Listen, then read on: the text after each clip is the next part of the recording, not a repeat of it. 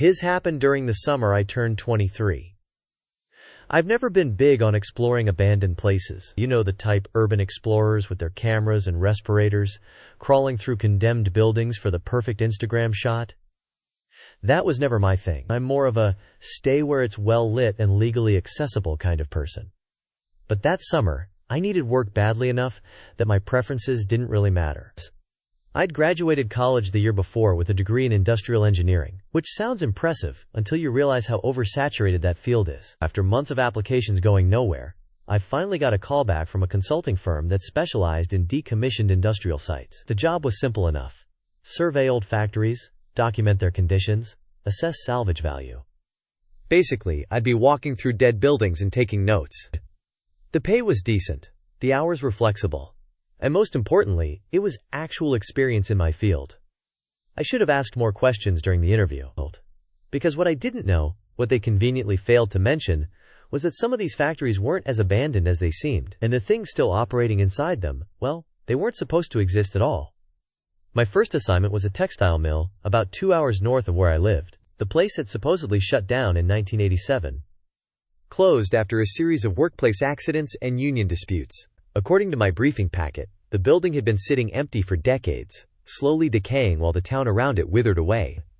I arrived on a Tuesday morning, around 9 a.m. The building was massive, easily the size of 3 football fields, all red brick and broken windows. Graffiti covered the lower walls, the usual stuff. Tags, curse words, a few poorly drawn skulls. The front gates were chained but not padlocked, which struck me as odd. If you're going to chain something, why not lock it? I squeezed through the gap and made my way to the main entrance. The front doors had been pried open years ago, twisted metal hanging from rusted hinges. Inside, the air was thick and stale, like breathing in dust and time. Sunlight filtered through the broken windows, creating these long, dramatic shadows across the factory floor. The place was a mess. Old machinery sat in various states of decay, looms and spindles covered in rust, conveyor belts sagging like tired muscles. Papers were scattered everywhere, employee files and production reports from the 80s, their edges yellowed and curling. I started documenting everything with my camera, making notes about structural integrity, potential hazards, salvageable equipment. That's when I heard it. A sound, distant but distinct, the rhythmic thump-thump-thump of machinery running. I stopped walking, listened harder. It was definitely coming from somewhere deeper in the building, past the main production floor. My first thought was that maybe there was a generator still running, some automatic system that nobody had bothered to shut off. But that didn't make sense. Generators don't run for 30+ years without fuel and maintenance. I should have left right then, should have called my supervisor and asked what the hell was going on. But curiosity is a powerful thing, especially when you're young and stupid enough to think you're invincible. I followed the sound. It led me through a maze of corridors and smaller rooms, offices, break rooms, storage areas. The deeper I went, the darker it got. My flashlight became my primary source of light, cutting through the blackness in narrow beams. The thumping got louder, more insistent, like a heartbeat echoing through the building's bones. Finally, I reached a door at the end of a long hallway. It was closed, which was unusual. Most doors in abandoned buildings are either open or completely off their hinges. This one looked almost maintained, the metal surface cleaner than it should have been. The sound was coming from behind it. I pressed my ear against the door and could hear it clearly now. Not just machinery, there were other sounds too. Footsteps. Voices, maybe. Low and muffled, like people talking through thick walls. My hand was on the door handle when I heard something behind me. A cough. I spun around so fast I nearly dropped my flashlight. Standing about 15 feet away was a man. He was older, maybe in his 60s, wearing stained coveralls and a flat cap. His face was gaunt, eyes sunken deep into his skull. He didn't look angry or threatening. He looked tired, impossibly tired. "You're not supposed to be back here," he said. His voice was rough, like he hadn't used it in a while. "I'm sorry," I stammered. "I'm with Merrick Consulting. I'm supposed to survey." "I know who you're with." He cut me off. "I'm telling you, you're not supposed to be back here. Front sections only. That was the agreement." "Agreement? What agreement?" Nobody had mentioned any agreement to me. "What's behind this door?" I asked, not really expecting an answer. The man's expression didn't change. "The night shift," he said simply. Before I could ask what that meant, he stepped aside and gestured back the way I'd come. You should go. Finish your survey of the front sections and leave. Don't come back to this part of the building. I wanted to argue, wanted to demand answers, but something in his eyes, something hollow and desperate, made me shut my mouth and walk away. I finished my survey in a daze, barely registering what I was documenting. When I got back to my car, I sat there for 20 minutes, trying to process what had just happened. The night shift. In a factory that had been closed since 1987. What the hell did that mean? I couldn't let it go. For the next 3 days, I did nothing but research that textile mill. I scoured old newspaper archives, tracked down former employees, dove into public records. What I found was disturbing. The mill had indeed closed in 1987, but the circumstances were worse than my briefing packet suggested. 7 workers had died in the final year of operation machinery accidents, mostly. One woman was pulled into a loom. A man fell into a dye vat. Another was crushed by a falling beam. The union claimed the company was cutting corners on safety. The company claimed the workers were being reckless. But here's the thing that got me. Several former employees mentioned something called the perpetual shift in their interviews. They wouldn't elaborate, and the reporters never pushed for details. It was always just a passing reference, something mentioned in hushed tones before the subject was quickly changed. I managed to track down one of the former workers, a woman named Dorothy who'd worked in the mill's administrative office. She was in her 70s now, living in a nursing home about an hour away. I lied and said I was writing a history project about local industry. She agreed to talk. The perpetual shift started in 1986, Dorothy told me, her hands shaking slightly as she held her tea. Management was desperate. Orders were down. Competition from overseas was killing us. They needed to increase production without increasing costs. So they added a shift? I asked. Not exactly. She looked uncomfortable. They made a deal with someone. I don't know who. But suddenly there were these new workers. They came in at night after everyone else left. None of us ever saw them. We'd leave the factory at 5 p.m., and when we came back in the morning, new production would be sitting on the floor. Bolts of fabric, finished orders, everything completed overnight. Who were they? Dorothy's eyes got distant. We weren't allowed to ask, but I stayed late one night, hid in the supply closet because I wanted to see. Around 8 p.m., they started arriving. They looked wrong, pale, thin, moving stiff, like their joints didn't work right. And their eyes. She shuddered. Their eyes were empty. Like nobody was home. What happened to them after the factory closed? That's just it, Dorothy whispered. The factory didn't close for them. The day shift ended, sure. But the night shift? They never stopped. They're still there, still working. That was part of the deal. Once you start the perpetual shift, it can't be stopped. Ever. I thought she was losing it. Dementia, maybe. But then she grabbed my hand with surprising strength. Don't go back there, she said. Especially not at night, because if they see you, if they think you're supposed to be working, they'll make you stay. Forever. I wish I could say that conversation scared me straight, and I never went near another one of these sites.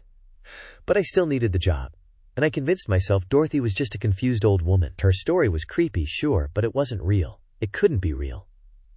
My next assignment was a Steelworks foundry on the outskirts of Pittsburgh. This one had closed in 1994, victim of the same economic forces that killed most American steel production.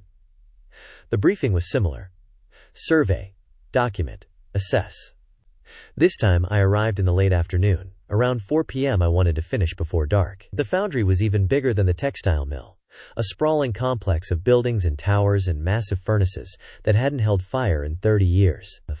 The place felt different from the start, heavier somehow. The air wasn't just stale. It was oppressive, pressing down on me like I'd descended into a mine. Everything was coated in a fine layer of black dust that stuck to my skin and clothes. I moved through the main production areas quickly, taking photos and notes. The equipment here was more impressive than the textile mill. Enormous blast furnaces, crucibles the size of cars, machinery that looked like it belonged in a science fiction movie. All of it, silent and still. Except it wasn't all still. In one of the auxiliary buildings, I found a furnace that was warm. Not hot, but definitely warmer than room temperature. I put my hand near it and could feel residual heat radiating from the metal. But that was impossible. These furnaces required constant fuel and maintenance. Nobody had operated this foundry in decades. I should have left. You know that by now. But I kept going. kept exploring, because apparently I'm incapable of learning from warning signs. That's when I found the locker rooms. It was in the basement level, tucked away behind what used to be the main forging floor. The lights were on, not flickering or dim, fully on. Bright fluorescent tubes humming steadily. Lockers lined the walls, most of them dented and rusted, but some of them were open, and inside I could see fresh clothing, work overalls, still folded, safety helmets that weren't covered in dust. And then I heard the horns. It was a shift change horn, the kind factories use to signal the end of a work period. The sound was deafening in the enclosed space, echoing off metal walls. I nearly jumped out of my skin.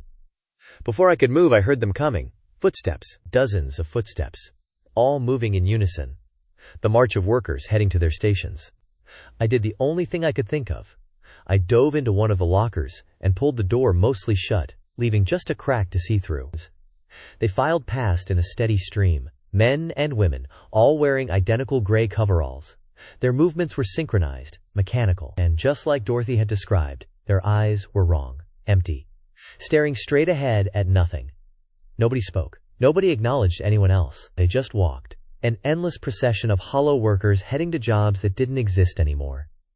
I counted at least 50 before they passed out of view. When the footsteps finally faded, I waited another 10 minutes before emerging from the locker. My heart was hammering so hard I thought it might crack a rib. I ran through the basement, up the stairs, across the production floor. I didn't stop until I was outside, gasping in the fresh air, hands on my knees trying not to vomit. That's when I looked back at the building.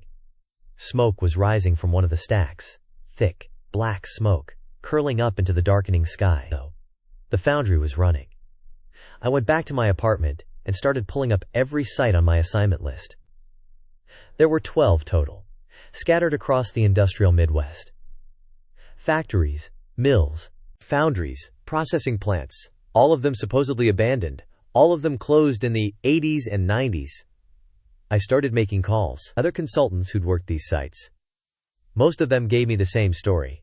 They'd surveyed the front areas, noted the decay, filed their reports. Standard stuff. But a few of them mentioned weird things, sounds they couldn't explain, signs of recent activity. One guy told me he'd found fresh coffee in a break room, still warm. Another said she'd heard conversations in a building that was supposed to be empty. I asked if they'd ever gone back. Most said no. One consultant, a guy named Patrick, admitted he'd returned to a site after dark because he'd forgotten some equipment. I saw them, he told me over the phone. The night workers. They were everywhere. Operating machines that shouldn't run, moving materials that shouldn't exist. I tried to approach one of them, asked if they needed help. The guy turned to look at me, and his face. Patrick's voice cracked. It wasn't a face anymore, just a suggestion of features, like someone had started sculpting a person and gave up halfway through. What did you do? I left. Quit the job the next day. Haven't been back to any industrial site since. I should have done the same. Should have walked away and found work at a coffee shop or retail store or literally anywhere else. But I was starting to understand something that terrified me. These sites were connected. Whatever was happening, it wasn't isolated incidents. It was systematic. Someone, or something, was keeping these factories running, and I needed to know why. I did something stupid. I went back to the textile mill at night. I arrived around 11 p.m., parking my car a quarter-mile away so nobody would see it. The building looked different in the darkness. More alive somehow. As if the absence of sunlight revealed its true nature. Windows, that had appeared broken during the day, now glowed with faint light. The air around the structure seemed to hum with energy. I approached carefully, moving from shadow to shadow. The front doors were still open, and I slipped inside without incident. The factory floor was transformed. Machinery that had been silent and rusted now moved with smooth precision. Looms wove fabric that materialized from nowhere. Conveyor belts carried materials that shouldn't exist. And the workers. There were hundreds of them. They filled every station, their movements perfectly synchronized, not a single motion wasted. Up close, I could see what Patrick had meant about their faces. They were incomplete, features smudged and unclear, like looking at someone through frosted glass. I moved through the factory like a ghost, and they paid me no attention. They were focused entirely on their work, locked in an eternal routine that had continued long after the world forgot about them. I finally made it to that door, the one I'd found during my first visit. This time, nobody stopped me. I opened it. Beyond was an office, clean, well-lit, anachronistic. Filing cabinets lined the walls, all labeled with years.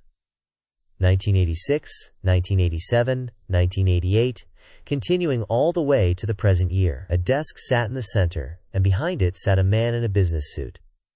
He looked normal, completely, utterly normal, which was somehow more terrifying than anything else I'd seen. "Good evening," he said pleasantly. "I wondered when you'd make it here. Most consultants don't have the curiosity." "Who are you?" My voice came out as a whisper. "I'm management," he said simply. "I've been managing this operation since 1986, and 12 others like it across the region." "Those people out there, what are they?" "Employees. The most efficient employees imaginable. They don't need breaks, don't demand raises, don't form unions. They work their shifts perfectly, every single night, producing goods that never reach a market but fulfill contracts that were never technically broken." "That's insane. This can't be legal." He smiled. "Legal is such a relative term. We exist in the spaces between definitions, abandoned but operational, closed but productive, dead but working." "How? Why?" "Because industry demanded it. In the 80s, when American manufacturing was dying, when factories were closing by the hundreds, there were those willing to make certain arrangements, keep the work going, even if the workers had to be replaced with something more sustainable. The buildings would appear abandoned to satisfy regulators and economists. But the work? The work never stops." I backed toward the door. "This is impossible." "You've seen it with your own eyes. You've documented it. Even if you didn't realize what you were documenting. Those surveys you've been filing? They help us maintain the illusion. As long as consultants like you report these sites as abandoned, nobody looks too closely. Nobody asks difficult questions." "I'm going to tell people. Expose this." His smile widened, but it was sad, pitying. "Tell them what? That you saw ghosts working in factories? That the dead still punch time cards? Who would believe you? You have no proof, no evidence that would survive scrutiny. And even if you did, who do you think sent you here in the first place?" That's when it hit me. The consulting firm, the convenient job offer, the specific sites they'd assigned me. I wasn't hired to survey abandoned factories. I was hired to maintain the cover story. "Your predecessor lasted 3 years before he figured it out," the man continued. "The consultant before him lasted 5. Eventually, you all realized the truth. Most of you quit and move on. Convinced to keep quiet by your own self-doubt. A few try to go public and discover that their evidence mysteriously disappears, their credibility conveniently questioned. And the ones who don't quit or go public?" He gestured to the door behind me, to the factory floor full of workers with unfinished faces. "They find more permanent employment. The night shift always has openings." I ran. Back through the factory, past the hollow workers, out into the night. I didn't stop running until I reached my car. And I didn't stop driving until I'd put 3 states between me and that textile mill. I quit the consulting job the next morning. Sent a 2-sentence email and blocked their number. They didn't fight me on it, didn't ask questions. They just processed my resignation and sent my final paycheck. For months afterward, I was paranoid. Every industrial building I passed made my skin crawl. I started having nightmares about factory floors and shift whistles and workers with unfinished faces. I'd wake up at exactly midnight, heart pounding, convinced I could hear machinery running somewhere in the distance. I tried to research the phenomenon, find evidence of what I'd seen. But every search led nowhere. No news reports about mysterious factory operations. No investigations into impossible industrial activity. It was like the whole thing existed in a blind spot. A place where reality bent just enough to hide something that shouldn't exist. I talked to a therapist about it, being deliberately vague about the details. She suggested it was stress-induced hallucination, my mind creating elaborate scenarios to cope with job anxiety. I let her believe that. It was easier than the truth. About a year later, I was working a normal job at a normal company when I got a strange email. No sender name, no subject line. Just a single attachment, a photograph. I almost deleted it, almost convinced myself I didn't want to know about him. But curiosity, that same dangerous curiosity that got me into this mess, made me click. The photo showed a factory at night. Not one I recognized, but the scene was familiar. Glowing windows. Workers visible through the glass, their faces blurred and indistinct, and, in the foreground, standing at the entrance, was someone in a consultant's vest, holding a clipboard. The person's face was turned away from the camera, but I recognized the stance, the height, The build. It was me. Only I'd never been to that factory. I had never visited any industrial sites since quitting this, which meant one of two things. Either someone was photoshopping images of me, or I was being shown what would happen if I ever tried to expose what I'd seen. A warning. A reminder that they could put me in any factory, any night shift, any permanent position they wanted.